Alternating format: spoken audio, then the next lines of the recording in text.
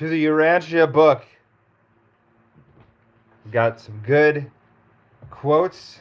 We're going to start off with a random one here. Let's see. What does the universe want us to know? What does the universe want you to know? It wants you to know the angels of superhuman ministry. We flip to page 1256. Seraphic planetary government. All right. Under the history of Urantia. And it says, the angels of superhuman ministry. Let's zoom in a bit here.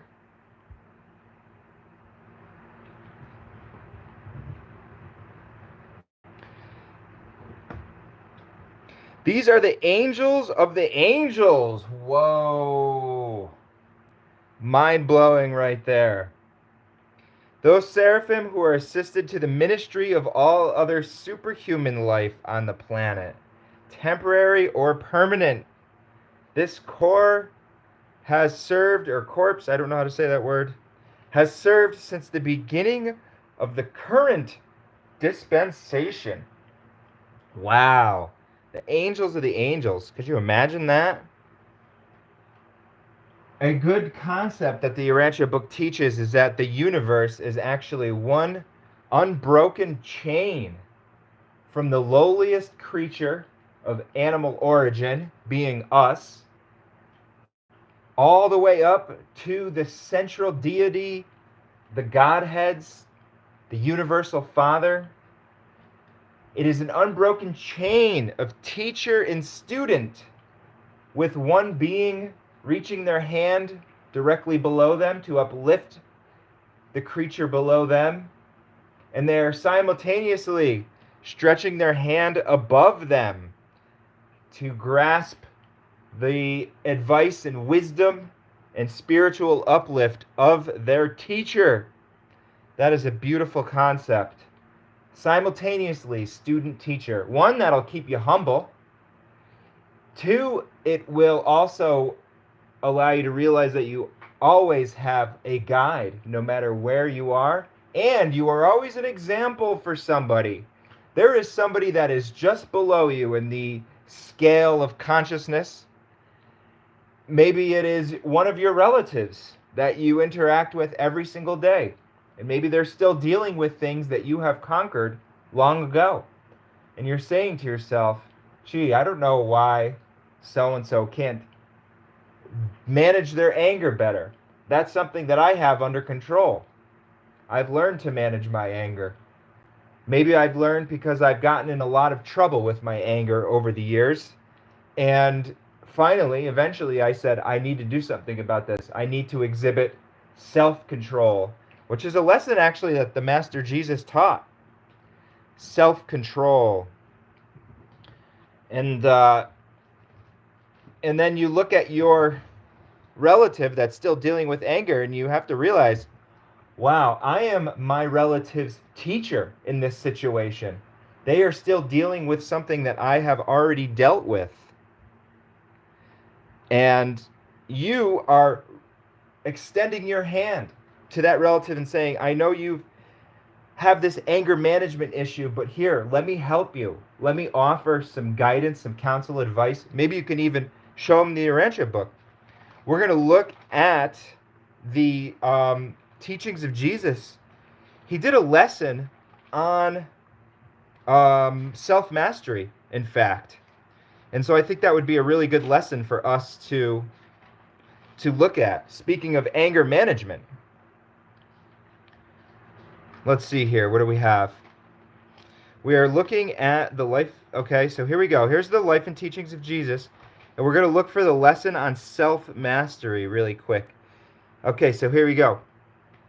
These are all, look at this, all these lessons that Jesus taught. If you have your book, we're just perusing the contents here. Okay? Spiritual unity.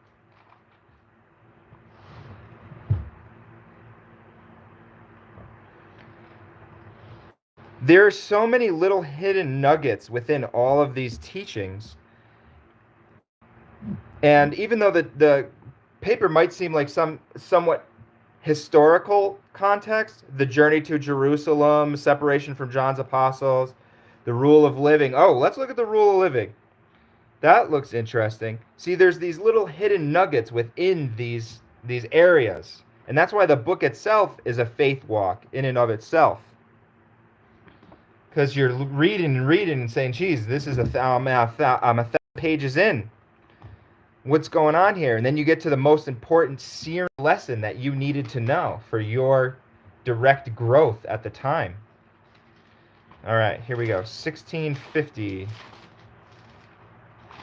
Look at all these. See, look at the purpose of affliction. Do you know how advanced and wise that is going to be? When we read that, we're going to look at that. Evil, sin, and iniquity. If you think you had a concept of what evil, sin, and iniquity was, wait until you read what this is. How the Urantia book terms it, okay? Look at this. The rule of living.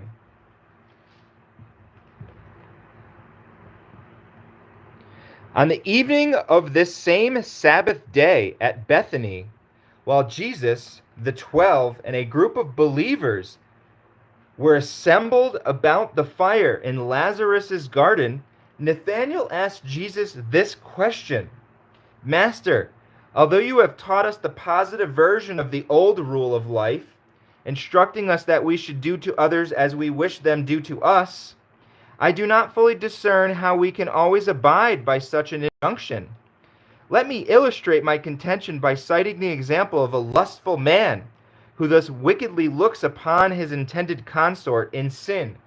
How can we teach that this evil intending man should do to others as they should do to him? That's a crazy question, because that means what he would do to them would be a sexual act, right? So you can't tell that guy, yeah, just do to others what you would want. Well, geez, I would want them to do a sexual act on me, so here we go. Giggity, let's get it. But let's see how Jesus answered that. That's a great question. All right?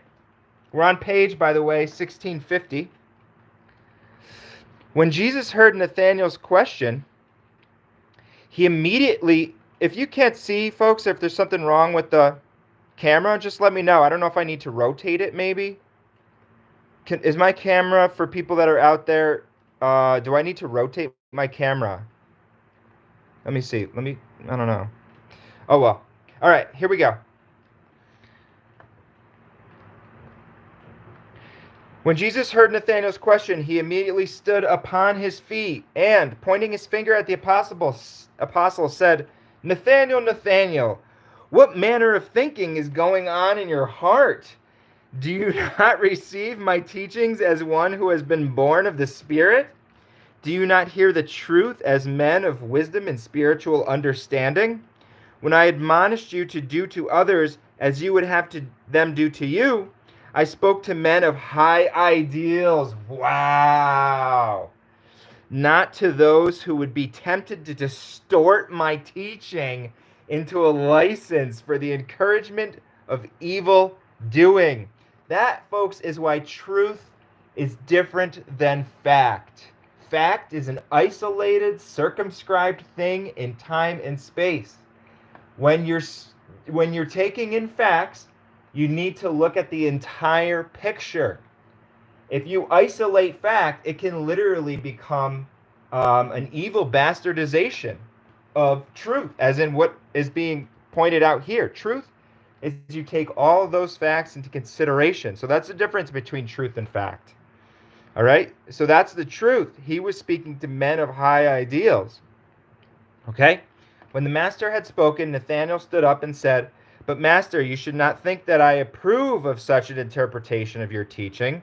I asked the question because I conjectured that many such men might thus misjudge your admonition, and I hoped you would give us further instruction regarding these matters. And then when Nathanael had sat down, Jesus continued speaking. I well know, Nathanael, that no such ideal of evil is approved in your mind, but I am disappointed in you that you also often fail to put a genuinely spiritual interpretation upon my commonplace teachings. Instruction which must be given you in human language, and as men must speak. Let me now teach you concerning the differing levels of meaning attached to the interpretation of this rule of living, this admonition to do to others which you desire others to do to you. So, very clear language in this portrayal of Jesus' life in the Urantia book. And if you did not know this, it was written by one of the guardian angels of, I believe, the Apostle Paul.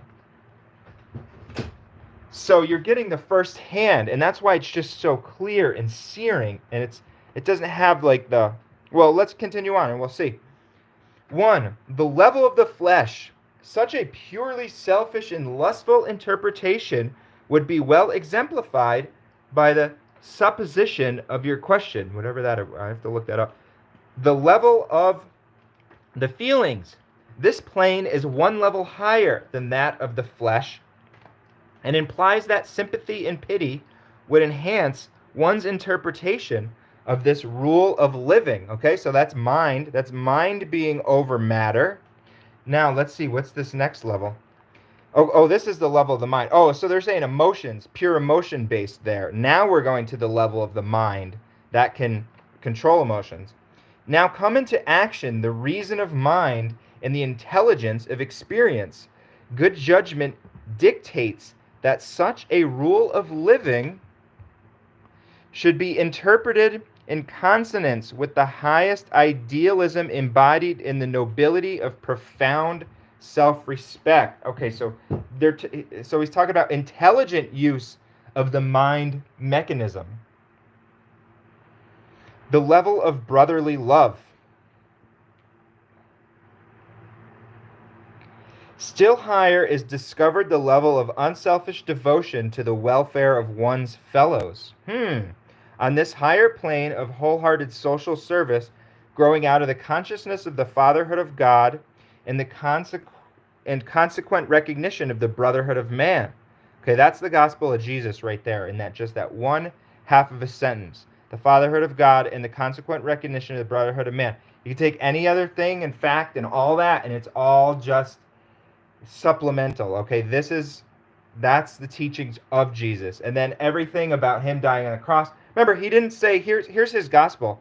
It doesn't say fatherhood of God and the consequent recognition of brotherhood of man. And oh, by the way, we have to, make sure that fact, that time-space fact of the issue of me dying on the cross enters into your mind in every single manner, or else you're going to go to hell for eternity. Okay, that's not in there. That's what man implied and put in, and they describe why man put that in there. Peter and Paul, they were so impressed by the fact of Jesus' rising that it became central to the religion that they taught, because they were just human. Okay, but he's saying now they were going maybe to this level of mind. But Jesus is saying you have to, when you're doing these teaches, and this is actually happening right now, we're trying to learn this right this very second. You have to go to the level of brotherly love. That's now you're accessing a spiritual level, and it's going to change how you interpret all of these different facts and things about Jesus' life, his teachings, about your own life and your own teachings and your own relationships with the people around you. It's going to just make them so much more harmonious. You're talking about the fatherhood of God. Everybody you deal with is your brother and sister, first of all. So you're never going to slug them in the face when you get into a traffic accident with them or something like that. And plus, you're not even going to get mad about your traffic accident, because that's just some meaningless material. Well, mind gives it a meaning, but it doesn't give it a value. Let's call it a valueless material. Your car is a valueless material. It has meaning because the mind gives it a meaning, right? But the value is beyond that.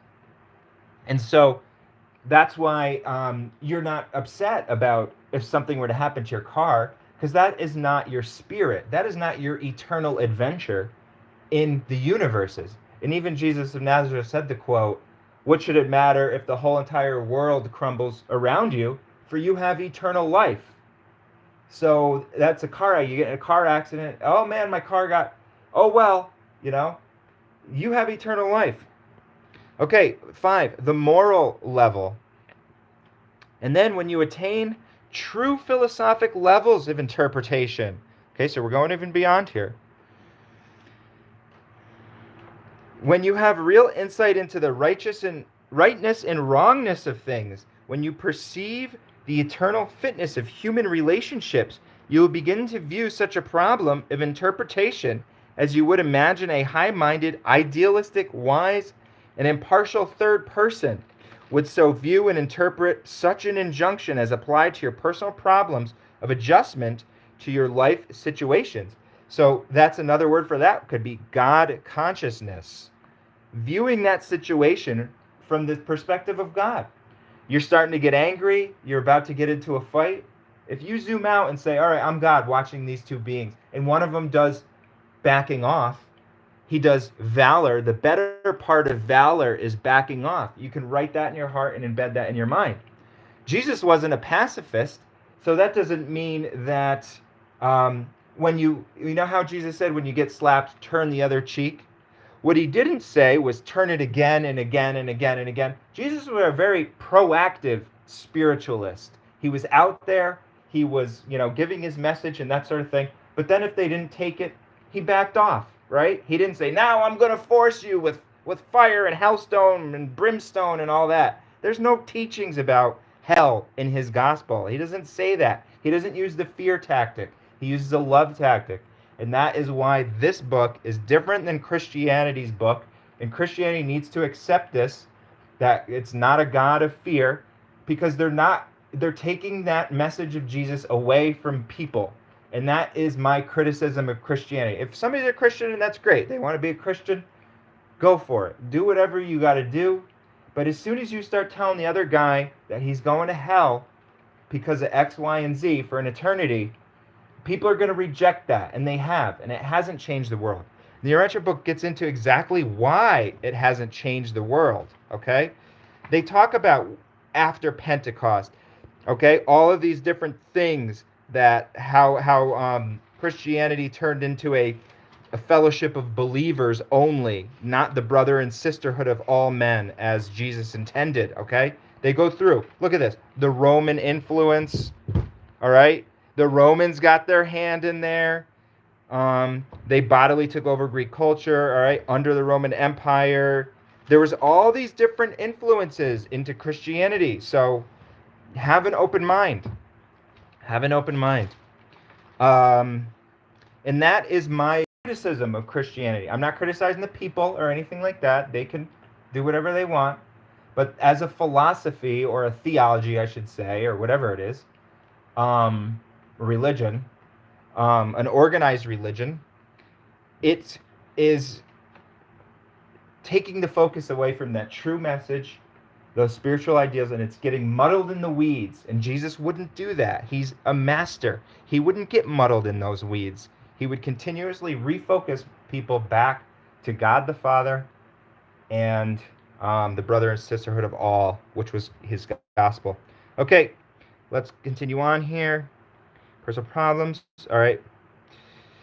So you're adjusting, right, when you look through the eyes of a third person. Okay, the spiritual level. All right, so we're moving up here. And then last, but greatest of all, we attain the level of spirit insight and spiritual interpretation, which impels us to recognize in this rule of life the divine command to treat all men as we conceive God would treat them. That is the universe ideal of human relationships. So that's even beyond this. This is just kind of viewing it and understanding it from a third person's perspective. But now this is going to saying, all right, now we're going to go to God's perspective.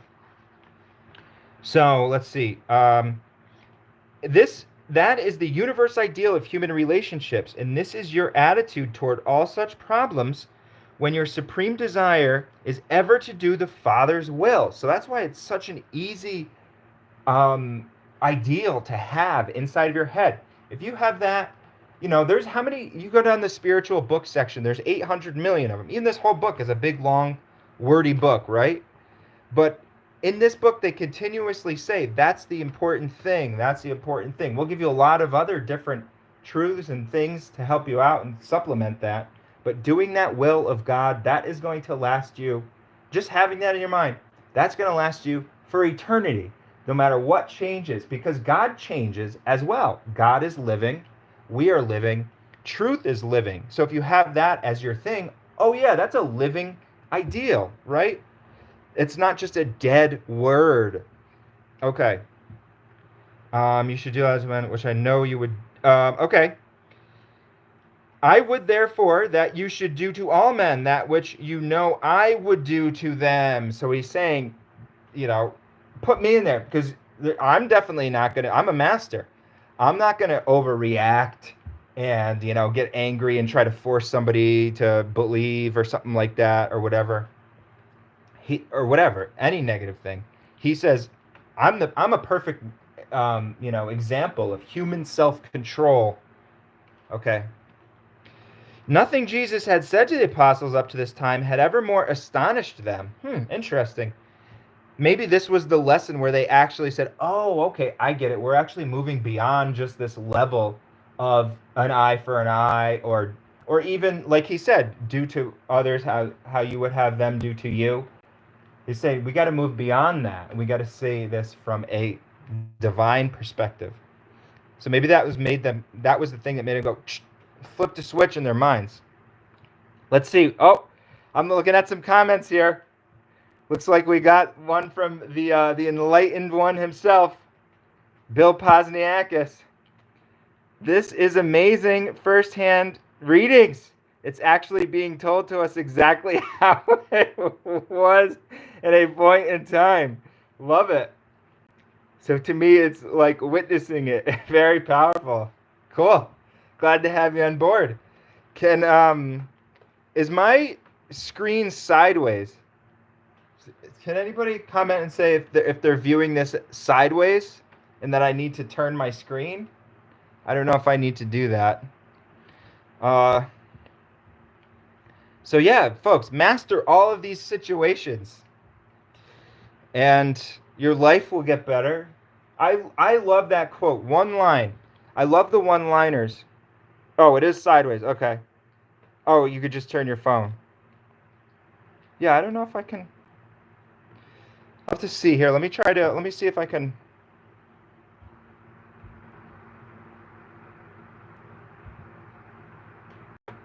I do not know how to turn this, everybody. I'll figure it out for the next one, but for now, if you wouldn't mind just turning your phone, I guess. Okay. So that one-liner, I love the one-liners. The better part of valor is backing off. That if you want to be valorous, back off. You say it once, you that doesn't mean don't give it a shot. Don't try. It doesn't say the better part of valor is never trying. You definitely give it a shot. But then if it's not received, that's when you back off and you say, okay, well, they're not ready for this, and that's okay. And that doesn't matter at all. I understand. I can put it into perspective. So that way you're not, remember, this is a breaking of shackles. You don't want to have that tension, anxiety, trying to convince people. So that's a good, okay. Thankful that they're, okay, here we go. Well, Nathanael was slow to recover from his supposition that Jesus had misunderstood the spirit of his question.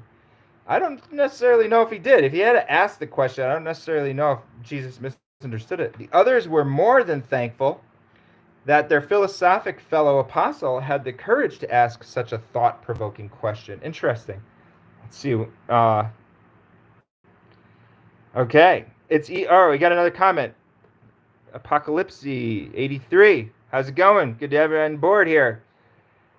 It's easy enough. What is easy enough? I would like to know. Okay. Now let's look at that other thing we were going to check out. What do you guys want to check out? Is there who has some sort of question that maybe we can find out what the answer is in the Urantia book? Does anybody have any sort of direct query that they want to? No? This was interesting. Let's look at this. The purpose of, okay, so we got evil, sin, and iniquity, which is fairly interesting. Here's one. The purpose of affliction. This is, I think, an interesting topic because,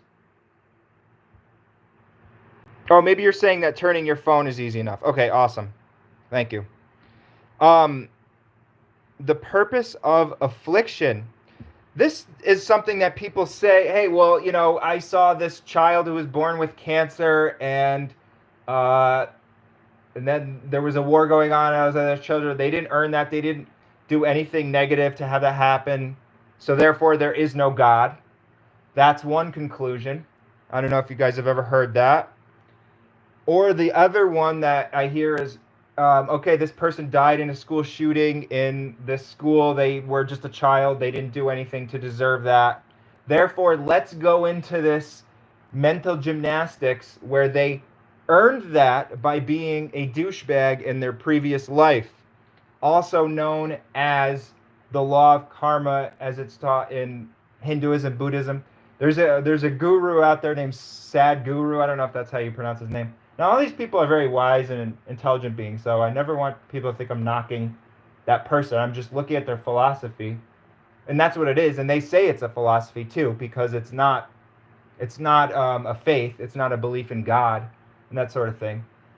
And even the Urantia book points out that Buddhism actually attained the highest human philosophy that this planet has ever seen. But it is only a philosophy. They didn't go to the next level of that faith in the universal Father. They might have even attained something like the unqualified absolute, which we read about. But they didn't. It takes a leap of faith and a change of heart to come to God the Father. You could sit in a cave for 8 years, and you can meditate for 8 years, and you will attain some extremely advanced spiritual states. The divine will say, wow, this person's super dedicated. They're not out there in the world, going to the sports bar and, pummeling the chicken wings or whatever. This guy's really, girl, taking a real, dedication to spirituality. Let's show him a little glimpse of what's out there. And they give him a little glimpse of something like, God the Absolute, or the unqualified absolute, God the Supreme, some sort of attainment, and they're like blown apart by it. And they come back and they're enlightened beings, and their whole attitude changes. They're at peace. This is even measurable when you hook them up to an EKG or something. You can see that their brain scans are operating and functioning differently. Their happiness levels are off the charts, and they've actually done these tests. And they've attained something, but they also come back and say there is no such thing as God the Father. That's why Buddhism, however, though, it's very, very open. It branched off into so many different sects and categories and things like that you can't just completely say that none of them believe that there's a God. The Buddhists out there, there's all different sorts of, ways to interpret that. But overall, they consider it a godless philosophy. There's no God the Father like there is in something like your Judaism, Christianity, and Mohammedanism. It's different, and the East was different in that they saw it differently, and that's where your Zen Buddhism comes from. And also the Hindu also has what they call that pantheism, which there's no God the Father. There's no central kind of, it's all dispersed, right? So anyways, they can come out of that state and say that since everything is all just one, right? And don't get me wrong, they're correct on the level of what is called the unqualified absolute. And we learned about that when we were in the foreword. The Urantia book saying, yeah, they're right. That's called the unqualified absolute that they penetrated. But it takes a change of the heart. It takes a faith grasp to say, I'm going to go with God the Father. Okay, that's where that faith comes in. That will never be attained by just purely sitting and doing something like a meditation or a prayer or something. You have to just activate that on your own. There's no formal kind of thing. There's no brain exercise like a meditation would be or something like that, where you'll say, "Ah, yes, I've concluded God the Father." You could have an open mind. Those brain exercises might be helpful in order for you to say, "Oh, I have an open mind about this now." Um, and then you might say, in my open-minded state, yeah, there really has to be a personality out there, a parent personality. And nobody can ever prove that to you. I can't prove it to you. The book can't prove it to you. It's beyond that for a reason. That's the way the universe is set up. It has to be your choice, your free will choosing, that you say, geez, I'm the most advanced spiritualist out there. I've studied Sadhguru. I'm the Buddha. I'm the Buddha, okay? But I know all of this and I have all the lessons and this and that, but I just have to take that step. In fact, it's a dissolving of the ego. The East likes to talk about the Eastern, we want to dissolve our ego and that sort of thing, and that is one of our opponents to true attainment. What is more dissolving of the ego that's saying from now until the end of eternity, which won't end, there's always going to be a being above me? And that is, I am always going to humble myself before one being, and that is God the Father. And that's the perfect universe relationship. That's just the way it is. It's just the way it has to be. God's not an egotist out there. In fact, he bestowed everything that he can to all of his creatures. That's even possible of bestowal was bestowed. Every single position in the universe, angelic, beyond, ancients of days. Oh, if you haven't checked out the shorts too, by the way, I'm putting out some pretty interesting shorts, short videos. They're like a minute. I just did one on the ancients of days, and they're much different than just staring at the boring book. So check those out. But yeah, ancients of days, all of these beings, God bestowed their role in the universe, master physical controller, whatever. God is loving, right? It's not an ego trip for God to be up there and say, like, I want this person to worship me. That is the way that you show love. It's the only factual kind of way that you can show love to God is through that devotion and worship, because you're just forever going to be the creature created by a creator, meant to have a relationship with that creator. No matter how deep you get into Buddhism or meditation or anything, you're never going to be the God the Father. You're always going to be, and that's just the way that the universe, and that is the ultimate dissolving of the ego. If you're in Buddhism and you say, well, I'm God, I've attained godhood, I've attained the highest Buddhahood that there possibly is, then you're never eternally humbling yourself. You're saying there is no self, right? And that's where they get into. You have to start now doing these philosophic mental gymnastics in order to approach these problems of the universe. And that's why this karma idea comes in to say these children were shot in this school because they probably did a shooting in their past life. And so that's how somebody like Sadhguru approaches that situation of why there's a school shooting and those children died. Okay, it's perfect karma. That person had thousands of lives on this planet, and they did bad during them. So none of those parents should cry or anything like that, according to him. Well, I don't know if he's as bold to say that, but I mean, it's just the universe turning its wheels. That's what happens when you have a godless philosophy. It's almost like it becomes mechanistic. Well, it's almost like it becomes mechanistic because if everything's consciousness, then nothing is consciousness, right? If everything is one consciousness, then it might as well just be a machine. What's to separate consciousness from not conscious? Anyways, we're getting too far into whatever philosophy stuff anyways. But let's learn, though, how Jesus puts it. The purpose of affliction. Okay, Sadhguru, and I'm not pointing, he's just the most famous one these days. The most famous person that's, bringing that ideology of Hinduism, Buddhism, Eastern Zen, and all of that into the mainstream. If anybody's ever heard of Sadhguru before. And again, brilliant, I mean, they earn this stuff. I mean, how many years did that guy sit in a cave and meditate? Who knows? I don't know. He's a very wise man. But and then when he gets into his afterlife, this afterlife that we're, this eternal salvation, and he gets into his next stage, and it's not a re-wiping out of his mind and he's back now as a blade of grass or whatever, but he's Sadhguru now, sitting in these mansion worlds, these heavenly abodes, being taught, you know. Well, remember, it's intermediary step. That's what the next phase of our existence is, the mansion worlds. That's the intermediary phase of our existence between man the material and man the spiritual, learning spheres, right? We're talking about a progression here. So when he's in his mansion world training sphere, they said down, hey, by the way, Sadhguru, yeah, God is real. I just want to let you know we are much more advanced than you, and we're teaching you that God is real. And even then, you still have to do it on your own, because you could always just say, well, that even though that being might be advanced and you're getting taught by these seraphim or, guardians of destiny or whatever these super advanced eternal beings are teaching you, you could still deny it, right?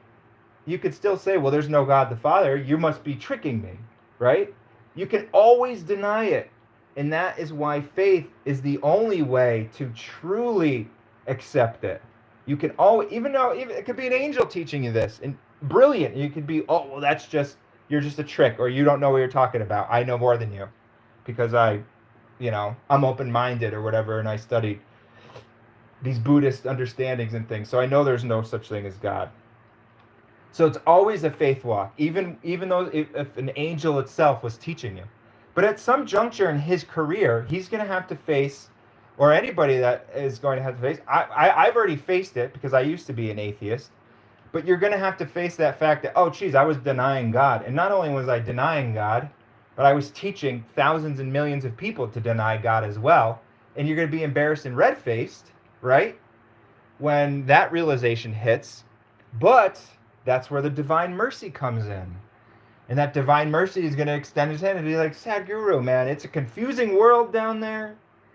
You were programmed from birth to be anti-Christ and anti-God. You were born into a planet and a world with all of its evil machinations fully in place from the moment that you were born. So we got your back. Don't worry, man. Brush it off. Throw it in the dead past, the dead garbage. Just like we should all do when we look back onto our things that say, oh man, I didn't act in the right way then. What was I thinking? God has already thrown it away, okay? It doesn't even exist in the eyes of the divine. The only reason that you want to ask for forgiveness is that opens up your own channels then to receive forgiveness. You've already been forgiven. God's not waiting for you to ask that. God's not trying to, lord that over your head or anything like that. You've already been forgiven. But when you ask, that's you, then your brain having now different connections within it that can say, oh, I'm going to receive forgiveness. So, all right, here we go. The purpose of affliction. This is on page 1661 if you're just joining us. Training the Evangelists, okay, Life and Teachings of Jesus of Nazareth. Let's see how the Urantia book interprets this teaching here, okay? The purpose of affliction. At another of these private... I'm just reading a quote, a comment here. Sorry to interrupt everybody. I just see a comment here. Famous quote. What is nothing? Yeah, I'm telling you, you can go deep into this stuff. And they did. I mean, you could literally ponder that for your entire... And now here's the other great thing about spirituality. You're allowed to ponder that for not only one lifetime, as I believe Bill Posniakis already has, but 2 or 3 or 4 or 10 or 100. There's no time limit. We're dealing with eternity here. There's no set thing that says you have to now, move on to this. If you want to sit there, or in the East, they call it contemplate your navel, something like that. Like there's beings that they'll contemplate their navel. That's their path. And the divine's not up there saying, no, we got to shut that down. We can't do that. No, he's saying, hey, give them all the time. They want to do it for 1, 2, 10, 100 lifetimes. All right. They might not progress though, because eventually they're just going to have to say, all right, I just know intrinsically You can't. I mean, it's like a paradox. It's a paradox. Okay, here we go. All right, great quote there. I like that. The purpose of affliction. At another of these private interviews in the garden, Nathanael asked Jesus, Master, though I am beginning to understand why you refuse to practice healing indiscriminately, I am still at a loss to understand why the loving Father in heaven permits so many of his children on earth to suffer so many afflictions. The Master answered Nathanael, saying, Nathanael, you and many others are thus perplexed because you do not comprehend how the natural order of this world has been so many times upset by the sinful adventures of certain rebellious traitors to the Father's will. And I have come to make a beginning of setting these things in order. But many ages will be required to restore this part of the universe to former paths and thus release the children of men from the extra burdens of sin and rebellion. The presence of evil alone is sufficient test for the ascension of man. Sin is not essential to survival. I believe in the Bible they teach that was an inevitable, or I don't know, there's some original sin or something like that. But right here, sin is not essential to survival, okay? They're trying to correct it. Okay, the presence of evil alone is a sufficient test for the ascension of man, okay? The presence, folks, boom, right there. You don't need to engage in it. The presence of evil alone is sufficient test for the ascension of man. Sin is not essential to survival. When people say like, "Oh, I've come here because I needed to, do sin, and I had to get that experience of doing sin." Well, again, that's just their mental gymnastics of them trying to rationalize and validate why they can just do whatever the hell they feel like, right? Oh, this is my time in life where I'm supposed to do this, and they're spiritual too. They think they had a consultation with God and they came here to, sin it up. And they say, "This is my time," but they're always going to pay the downside. Even on a physical level, you can't escape. The wages of sin are death. That's another good one. But again, mercy is there, folks. So do it. Do it whole your life. Go to the early grave if you want. But along that way, you're going to suffer. You're going to have all of these different hardships, and we even know that on a physiological level. Added stress because of lifestyle stresses and things. So it didn't have to.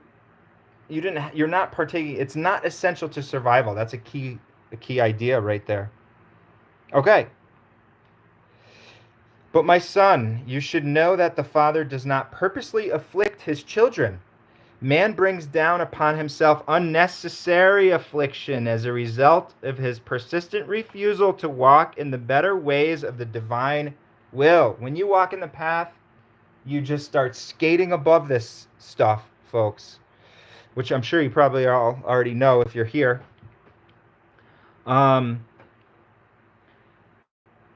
Okay, where are we? All right.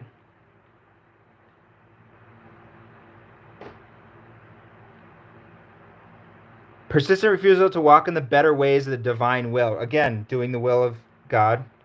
Affliction is potential in evil, but much of it has been produced by sin and iniquity.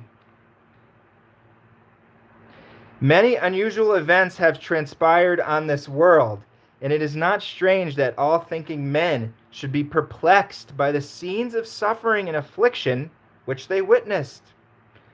But of one thing you may be sure, the Father does not send affliction as an arbitrary punishment for wrongdoing. The imperfections and handicaps of evil are inherent. The penalties of sin are inevitable. The destroying consequences of iniquity are inexorable. Man should not blame God for those afflictions which are the natural result of the life which he chooses to live. Neither should man complain of those experiences which are part of life as it is lived on this world. It is the Father's will that mortal man should work persistently and consistently towards the betterment of his estate on earth. Intelligent application would enable man to overcome much of his earthly misery. So think about that example. Intelligent application. All right, like you're going to complain about a school shooting, but then again, you don't. I'm not saying you, but one may not want to change their worldview on firearms. And they're going to sit there and use that as an example and say, well, geez, why did God do this? Look what God did. That was man's doing. God gave a universe system of free will. And without an inevitable tragedy, if one chooses to go away from the divine will, then you really don't have free will. Then it's just a universe of puppets or beings created in perfection already, which there is a universe of beings created in perfection already. Okay, so that goes to show that's man's doing, right? Even the school shooting, that wasn't God, that was man. So we got to do something about it to make it so that men or women can't do those things by doing things called laws, which we do in a lot of situations, but for many reasons we don't want to do in the situation for the one that's the school shooting one.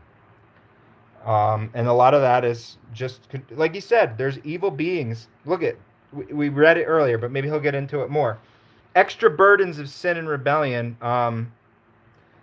Maybe he'll talk more about how this world is backwards. Let's see here.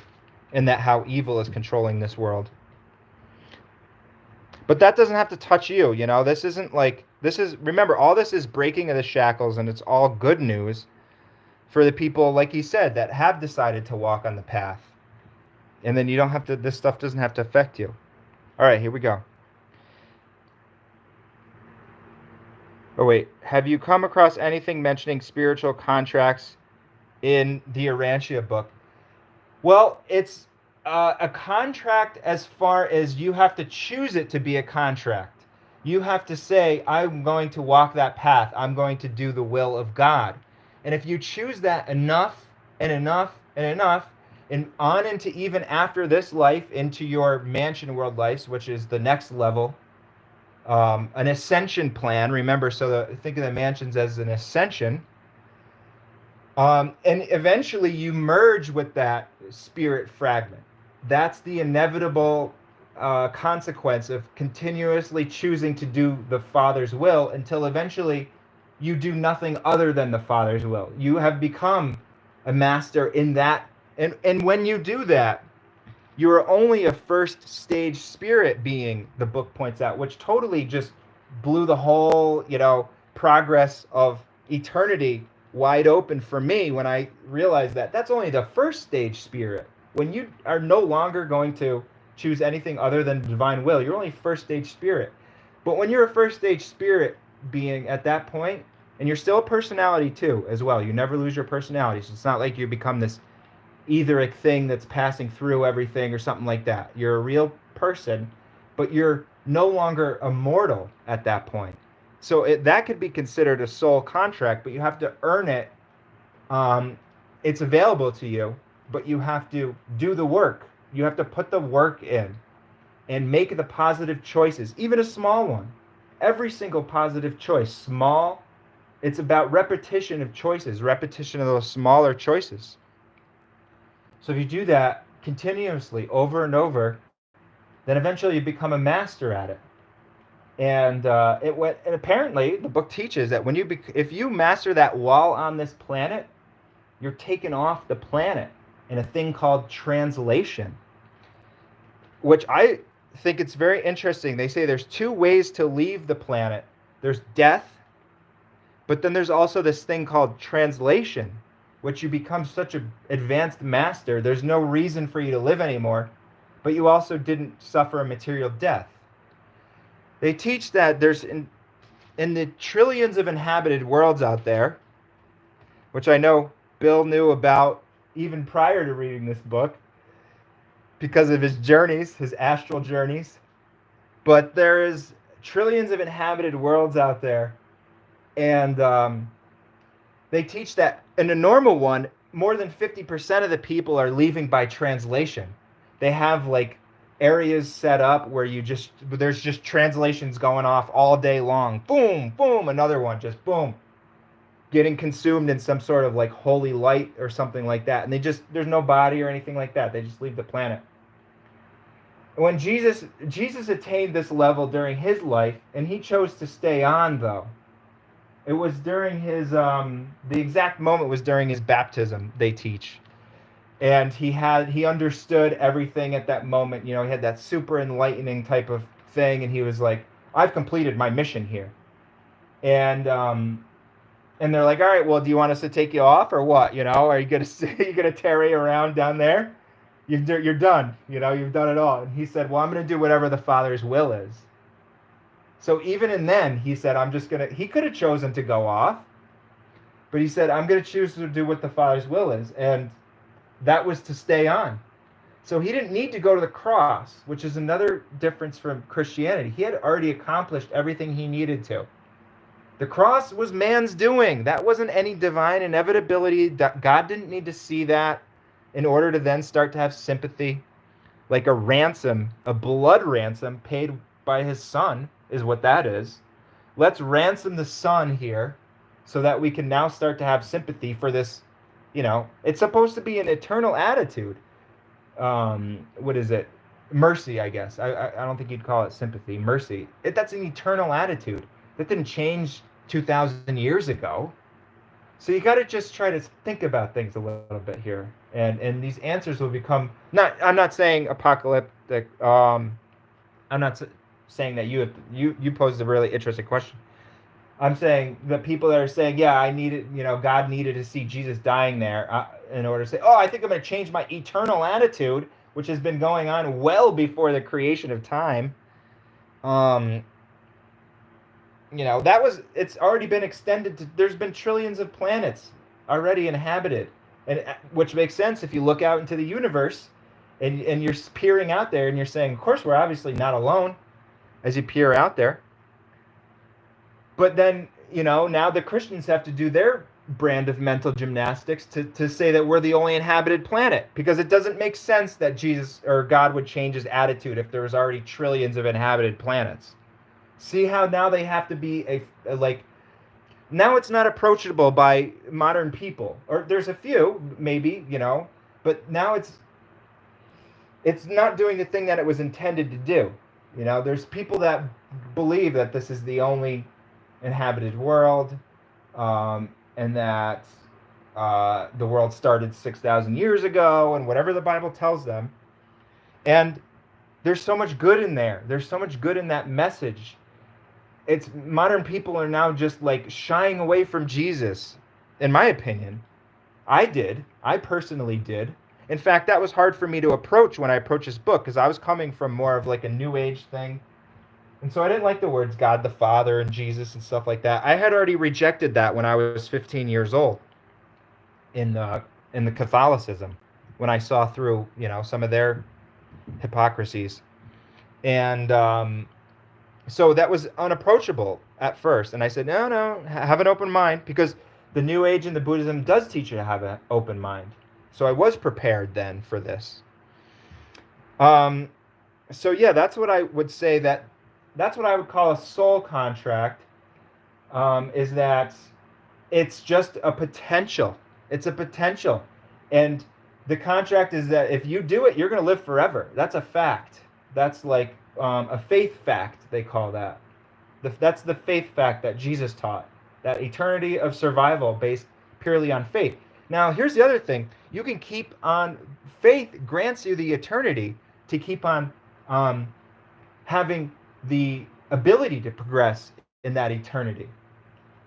So faith, yes, like Jesus said, faith, that's all you need, and you're going to have an eternity. This book agrees, and they said, yeah, he was right. The Christians are right about that. You have an eternity if you have faith, but that doesn't mean that you instantly master every single phase of that eternity. You need to then do the mastery, the self-mastery, and that's where the East has it correct, your Buddhisms and stuff, because they're all about the self-mastery. Christianity is about the faith. They say faith, we're good, we're going right to heaven. And this book is saying, no, you're just going to go into the next mansion world. And you could stay on the first mansion world forever. If you have faith, but you don't want to learn any lessons, that could be your final place. But there's so much more glory beyond that. But as far as that soul contract to say, like, I know how it's taught in the New Age is that you're up there with God, and correct me if I'm wrong about this, before you come down here and you're saying, we got to do something with my life here. I'm going to choose these parents and I'm going to have, and like they're saying that you had this contract with God before you came down to this planet. And this is a really interesting nuance because the book confirms there's an aspect of that is true. And so maybe this is where that comes from. They're teaching that the soul and the spirit are two different things. They're two different aspects. And the personality is an additional aspect to that. The soul is an evolutionary concept of you, a reality, that started out when you had your first, kind of human thought, when you were, I don't know, 3 or so or whatever, and you're like, you came online, right? And you're a human now. You got the soul and the spirit at those points. Before that, there's no point in sending a spirit because they don't, there's infants that die in the womb or whatever, all that type of stuff. So, and you don't need a spirit because you're not really making any choices at that point. You're still just having that infant mind. But when you're not an infant, I think they even point out the exact age. It's like 500 days or something like that or whatever. Or 3 years. It doesn't matter. But when you're not, that is when you receive this thing that they call the thought adjuster. That is the spirit fragment of God that dwells within you. It could be temporarily, like I said, unless you choose to, by your free will choices, merge with that spirit. And that could take until well after this life that you do that. But it will remain with you until you finally and wholeheartedly reject it, one, or you merge with it. Okay? If you reject it, then it's gone. And you just cease to exist anymore because we know material things, they die, right? Well, you might even be able to reject it while you're in the mansions. I don't even know. But the point is that it's possible to reject it. The soul, however, that is your evolutionary concept, that it starts when you begin this life. They say that this is our first life. So that it takes away all of those reincarnation concepts and things like that. Now, this is where it's agreeing with those concepts to say that the spirit fragment that you receive, the soul is potentially eternal, and it started when you started. Okay, that's the soul. It's has the potential for eternity, unlike maybe your body. Okay, so it's different than your body because your body doesn't have the potential for eternity. It's a material. The spirit came from God, which is beyond time, which is eternal. They call it the thought adjuster. Let's look at those papers on the thought adjuster to learn more about it, because I think that might be where the New Age has that correct, that there was a consultation, because the thought adjuster, the spirit fragment of God, came from God and, indwelt a certain being, but that's not you, though. Potentially you can merge with it, but right now that's not you, and right now that's not me. I'm a personality, and I am a soul, and I am essentially superimposed with this thing called a spirit. Okay? It's superimposed in my mind and yours. Let's look here. Okay? They call it the thought adjuster. Let's see. All right. Origin and nature of the thought adjuster. Let's look at that. I think that might be the answer to the question. Probably gone because I'm making such a winded response. All right, so if you're following along in the book, Origin Nature, this is written by a solitary messenger, advanced being 1176. So that, there must be some kind of consultation with God as far as that, the thought adjuster goes. But that's not your personality. You potentially can merge with it.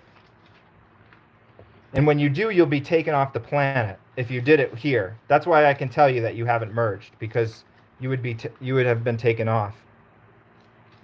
And I haven't merged either. I'm far from it. But closer than I was, and that's all that matters. That's all that matters. We're progressing. The pace doesn't matter. It's just the fact that we are. Okay, cool. Still here. All right. Origin and nature of thought adjusters. Let's see this. Because this, to me, makes things much more... To me, this just makes more sense. And I always go when there's, like, conflicting beliefs between two things. Like, for instance, between this and New Age, or Buddhism, where it's saying this isn't your first life. And the book is saying this is your first life. You started out in this lowly estate. Oh, I think, well, geez, let me think back to my life. What do I remember? Well, I only remember starting at 3 years old or 4 years old. I don't remember being, up there with God saying, hey, we need to choose these parents that live in this state for this reason. I just don't see the purpose of it. It just seems like, unless you, all right, so let's see what this has to say. But I see where it comes from, though, because this book is confirming it. They're saying, yeah, there was a consultation with the divine. Although the universal Father, but it wasn't your personality. Okay, let's see. Although the universal Father is personally resident on paradise, at the very center of the universes, he is also actually present on the worlds of space in the minds of his countless children of time, for he indwells them as the mystery monitors. That's another word that they use for that spirit fragment. The eternal Father is at one and the same time the farthest removed from and the most intimately associated with his planetary mortal sons. Wow, there's a paradox for you. The adjusters are the actuality of the Father's love incarnate in the souls of men. They are the veritable promise of man's eternal career, imprisoned within the mortal mind. Ho ho! They are the essence. Well, let's read that line again. Okay, adjusters. So everybody's clear on what the adjuster is. This is a fragment of God that God sends to every single being, all of his children, to, help and guide them. The adjusters are the actuality of the Father's love incarnate in the souls of men. They are the veritable promise of man's eternal career, imprisoned within the mortal mind. So you have it right now, because you're damn sure, aware that you have a mind, right? Well, within that mind is your eternal career. It's imprisoned because it's there for the ride. It's not leaving you, no matter what type of filth you get into. It's going to sit there and watch you go through it all. It's only going to leave if you wholeheartedly reject it. The all-wise divine judges search your heart and they say, yeah, no, he's rejected it. They are the essence of man's perfected, finaliter personality. Okay, that's the eventual attainment of us, finaliters, which he can foretaste in time as he progressively masters the divine technique of achieving the living of the Father's will, step by step, through the ascension of universe upon universe, until he actually attains the divine presence of the Paradise Father. So you see how wide our scope is now becoming. Universe after universe after universe, step by step. And that's how you want it to be, because at the end of that, you're going to say, I freaking earned this. Look what I did to get all this. I was down there in Urantia, this backwards planet, rolling up my sleeves. God, having commanded man to be perfect, even as he is perfect, has descended as the adjuster to become man's experiential partner in the achievement of the supernal destiny which has been thus ordained. The fragment of God which indwells the mind of man is the absolute and unqualified assurance that man can find the universal Father in association with his divine adjuster. Geez, I can't even find the bank without my GPS. But we're going to find God, which came forth from God to find man and sonship, him even in the days of the flesh. Any mortal who has seen a creator son has seen the universal father. So this, I like this line because it goes along with that Christian idea about, I believe that's actually uttered in the Bible. If you've seen the Son, you've seen the Father. And they're echoing that. And he who is indwelt by a divine adjuster is indwelt by the paradise Father. God is literally within us in this fragment. So they're all correct. All those religions that say that God is within, or everybody says the same thing, they just say it in a different way. Every mortal who is consciously or unconsciously following the leading of his indwelling adjuster is living in accordance with the will of God. Consciousness of adjuster presence is consciousness of God's presence. Eternal fusion of the adjuster with the evolutionary soul. See this? Okay, it's saying right there they're different. The evolutionary soul of man is a factual experience of eternal union with God as a universe associate of deity. Okay? They have to fuse. You have to choose it until you fuse it. I just invented that. It's the first thing I've ever invented when it comes to spirituality. Choose it until you fuse it. It is the adjuster who creates within man that unquenchable yearning, an incessant longing to be like God, to attain paradise, and there before the actual person of deity to worship the infinite source of the divine gift. Okay, so they're saying worship is important. The adjuster is the living presence which actually links the mortal son with his paradise father and draws him nearer and nearer to the Father. The adjuster is our compensatory equalization of the enormous universe tension, which is created by the distance of man's removal from God and by the degree of his partiality in contrast with the universality of the eternal Father. We are nowhere as close to God, except we are the closest thing to God. There's a paradox for Bill if he's still here. The adjuster is an absolute essence of an infinite being imprisoned within the mind of a finite creature, which, depending on the choosing of such a mortal, can eventually consummate this temporary union, right now it's temporary union of God and man, and veritably actualize a new order of being for unending universe service. That's the goal. Now, isn't that blows the ego right up right there too? To think that maybe we thought we were going to be lounging on a lounge chair in heaven doing this or that, but it's actually universe service. But you're going to have trust me, the experiences are beyond. I've had one small glimpse during a meditation, one profound experience, and it was blissful beyond my imagination. I didn't even know you could possibly have something like that. And that was just a taste. That was just my first kind of contact with this adjuster. I mean, there's so much out there. You're going to love it. The adjuster is the divine universal reality which factualizes the truth that God is man's father. The adjuster is man's infallible cosmic compass, always and unerringly pointing the soul Godward, always. On the evolutionary worlds, will creatures traverse three general developmental stages of being, from the arrival of the adjuster to comparative full growth, about 20 years of age. Okay, so 20s, you get your adjuster, and then you got this full growth.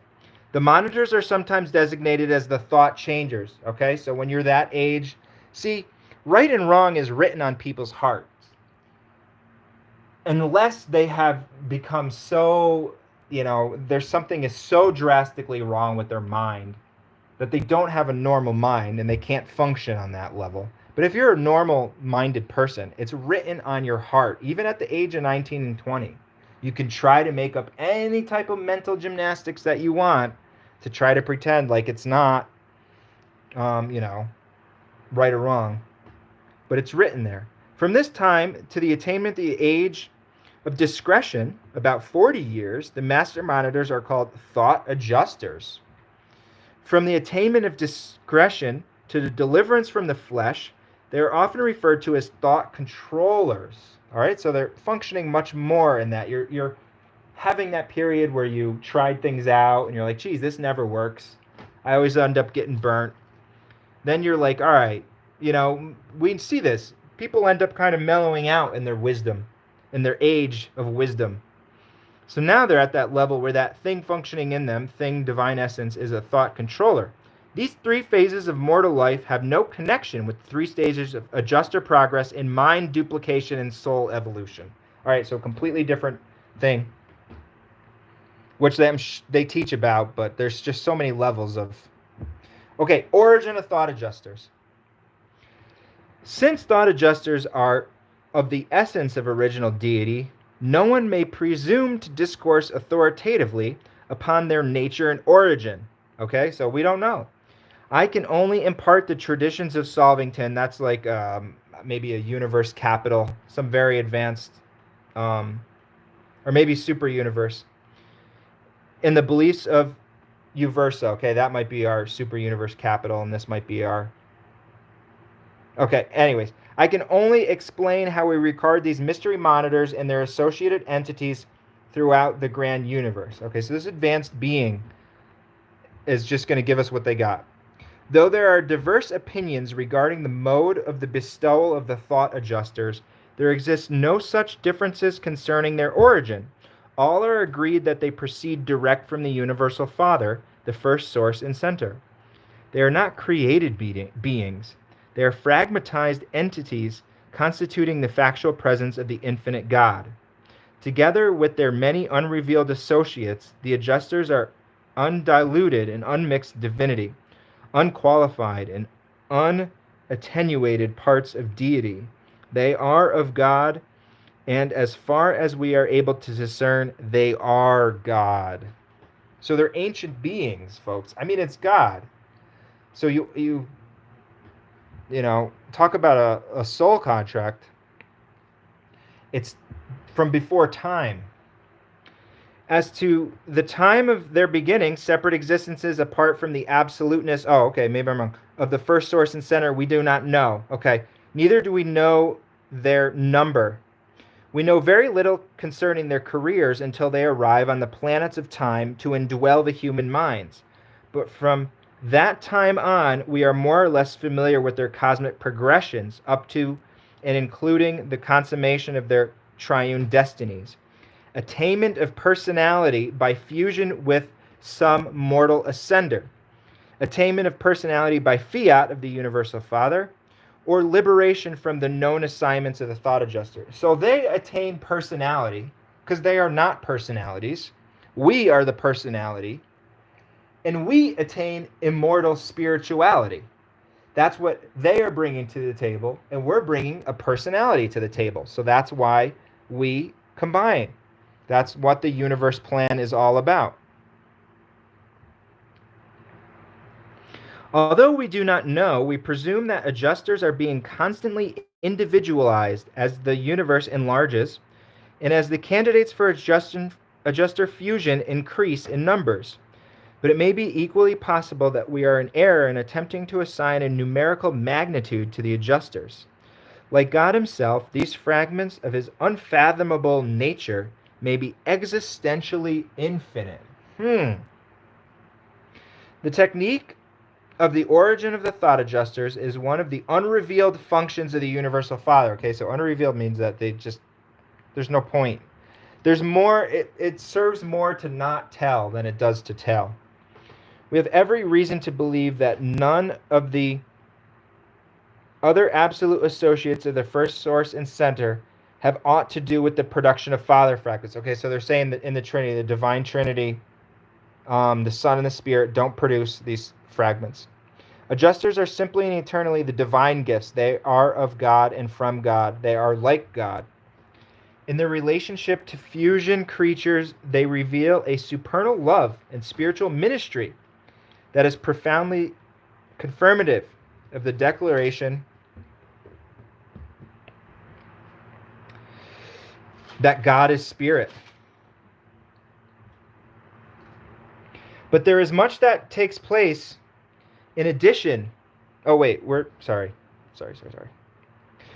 In addition to this transcendent ministry that has never been revealed to Urantia mortals, neither do we fully understand just what really transpires when the Universal Father gives of himself to be a part of the personality of a creature of time. Nor has the ascending progression of the paradise finalators as yet disclosed the full possibilities inherent in this supernal partnership of man and God. In the last analysis, the Father fragments must be the gift of the absolute God to those creatures whose destiny encompasses the possibility of the attainment of God the Absolute. Wow, I didn't even know we could attain God the Absolute.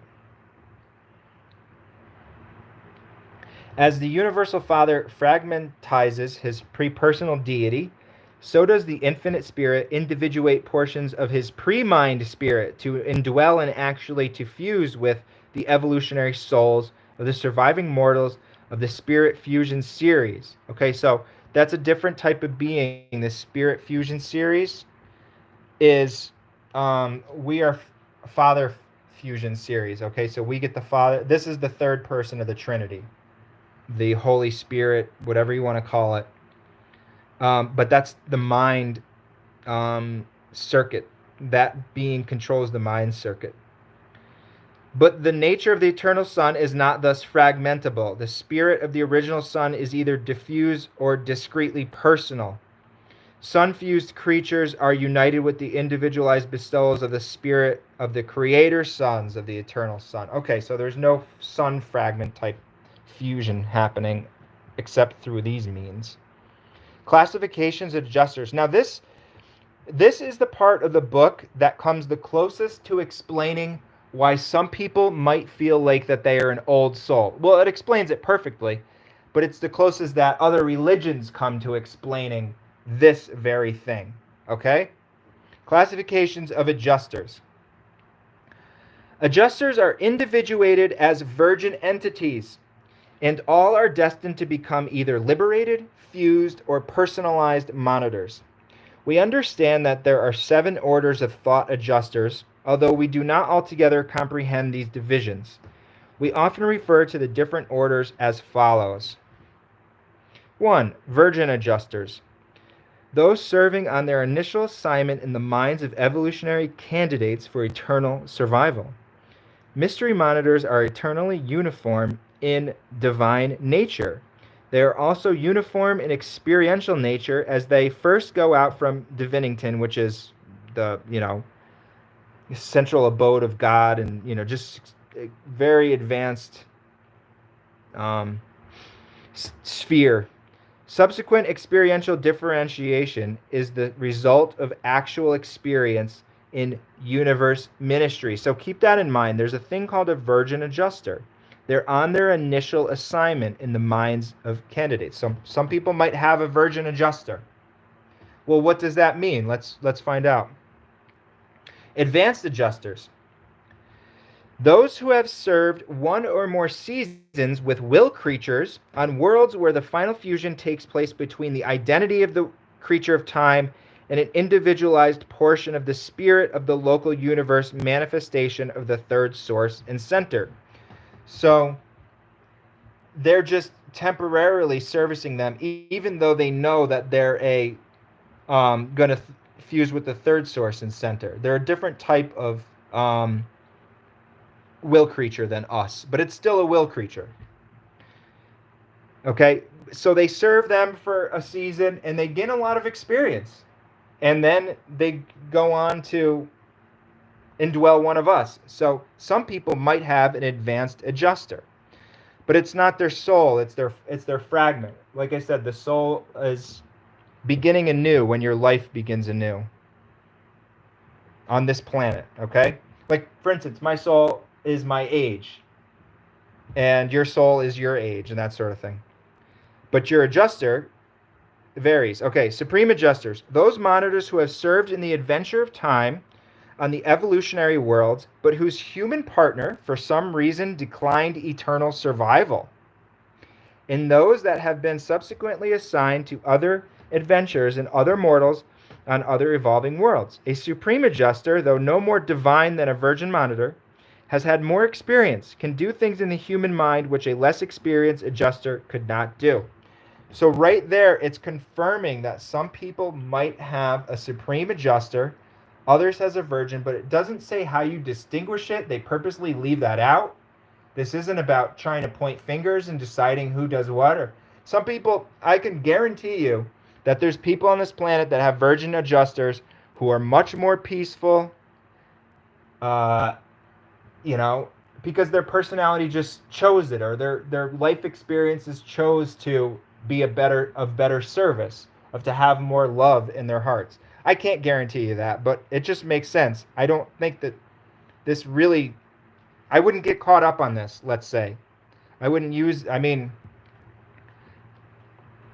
still have the opportunity, no matter what your adjuster is, you can advance at your own pace. You can advance on a fast track, a slow track, whatever you want in the universe. Vanished adjusters. Here occurs a break in our efforts to follow the careers of the mystery monitors. There is a fourth stage of service about which we are not sure. Melchizedek's teach that the fourth stage adjusters are on detached assignments, roaming the universe of universes. The solitary messengers are inclined to believe that they are at one with the first source and center, enjoying a period of refreshing association with the Father himself. It is entirely possible that an adjuster could be roaming the master universe simultaneously with being at one with the omnipresent Father. Liberated adjusters. Those mystery monitors that's why they call them mystery monitors. They don't know everything about them. That have been eternally liberated from the service of time for the mortals of the evolving spheres. What functions may be theirs, we do not know. Okay, so they somehow were liberated.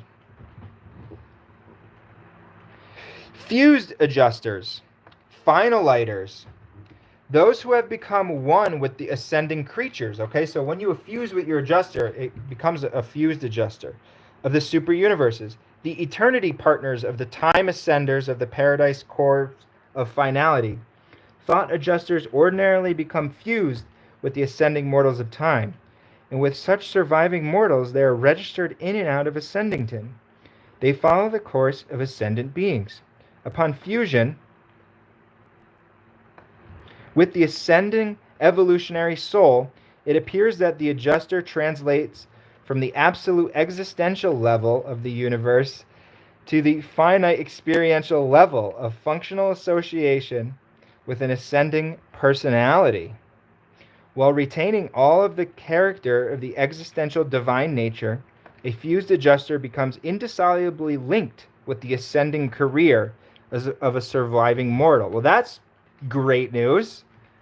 Breaking the shackles, live forever, and experience more glory. Okay. In order to put into perspective the glory that we're going to experience, the Urantia book taught this concept that if we, regular human beings from the planet Urantia, which is the one we're on right now, were to suddenly go to a normal inhabited human planet, something that we could, travel to in a spaceship, for instance, if such a thing existed, a regular physical planet, one of our neighboring worlds. A world, though, that was not tainted by sin and rebellion. A normal functioning world. They say that you would be so blown away by how peaceful everything was there. They said that you would literally think that you died and went to the heaven of your traditions. So what is the heaven of our traditions? Well, that is what we typically think of when we think of heaven.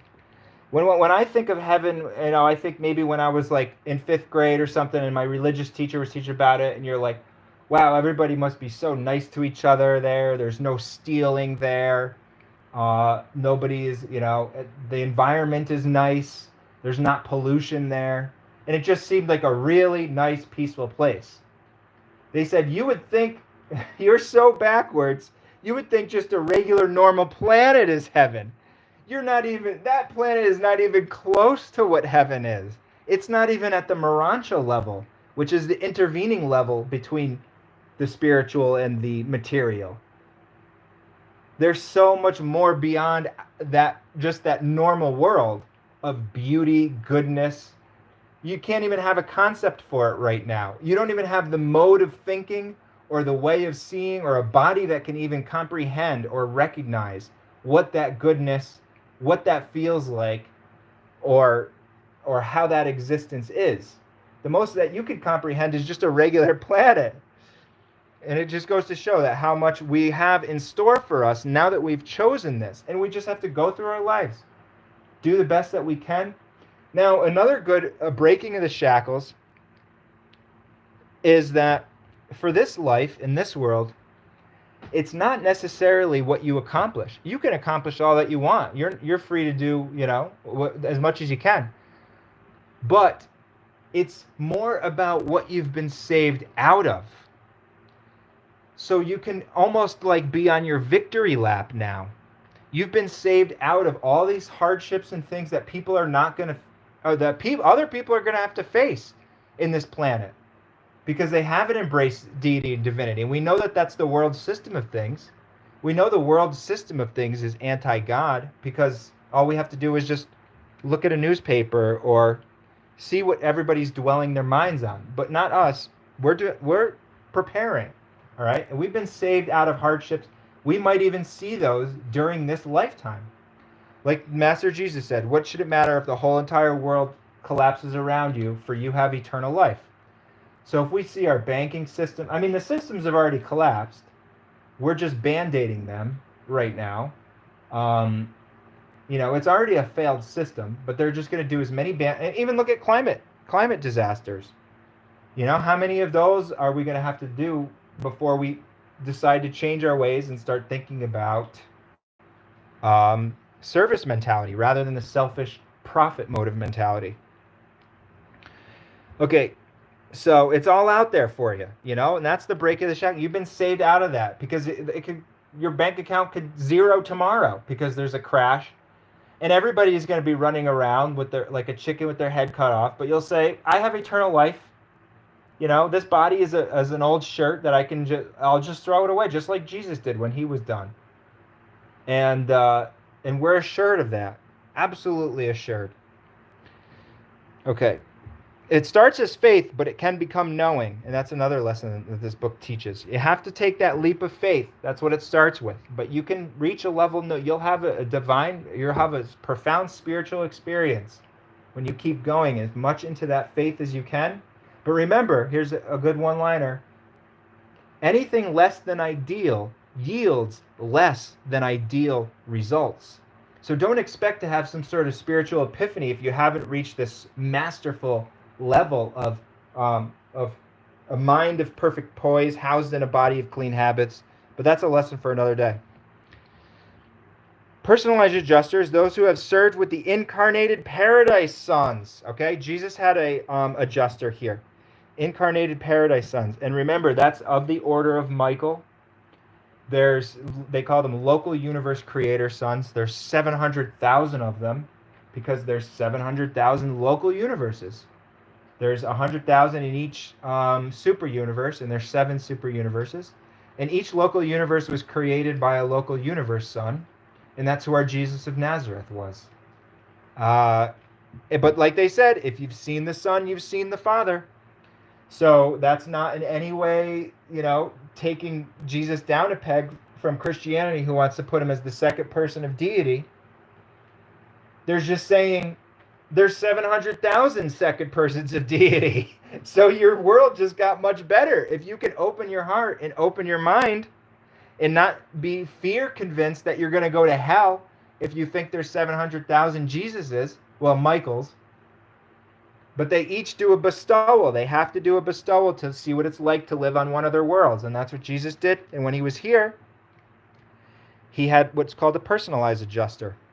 Those who have served with the incarnated paradise sons, together with many who have achieved unusual distinction during the mortal indwelling, but whose subjects rejected survival. Okay, so you could have a personalized and not be a creator son.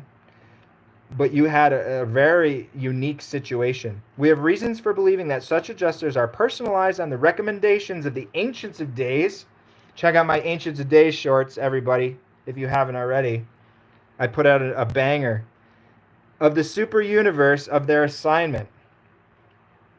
Okay, so the Ancients of Days are deep. They are deep, but they are the time space. They're like the masters of time and space, basically. I mean, they're beyond that, but anyways, there are many ways in which these mysterious God fragments can be classified according to universe assignment. By the measure of success in the indwelling of an individual mortal, or even by the racial ancestry of the mortal candidate for fusion. Okay? This this book has an interesting, they teach that race, there were 7 evolutionary races, and they each have traits that are then supposed to make up the amalgamated race. So they're each like an essential part, but they have this distinct difference. And we don't even have any pure line races on this planet left. They say we've already been amalgamated to the point where there's no of the what they call the 7 evolutionary races of color. There's no pure line races left at all. So that goes and throws a wrench in all those white nationalists, blood pure and all that garbage. None of them are pure. Okay. The Divinington Home of Adjusters. Do we want to read this? Is anybody still? Oh, okay. Oh, shoot. Kathy can't see my thing. I didn't see that. I don't know how to turn it, Kathy. Let me see what this button does. Share, enable. Let me see. Let me just shimmy things around here a little bit. Sorry if I... Let me see what happens. Can I just shimmy this? Orientation is locked. Rotate device back. So I guess we're stuck on kind of this vertical mode, right? Does that look... That probably looks right, but we can't see the book like that. Well, we're just about done for the day anyways. I apologize to that for Kathy. I'm going to have to get that settled and straightened out for the next. That's a little bit about the adjusters. You know what? We'll pick up right here on the Divinington Home of Adjusters. We'll pick up that on next time. Okay, on the next live stream, we'll do that. All universe activities related to the dispatch. I really appreciate everybody joining the live stream today. We had a great discussion. And I just am so...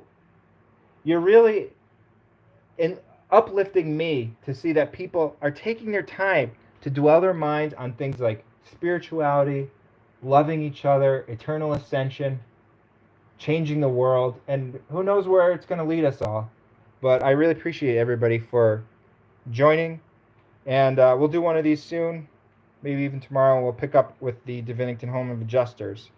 So, all right, folks, take care, everybody. Thanks again.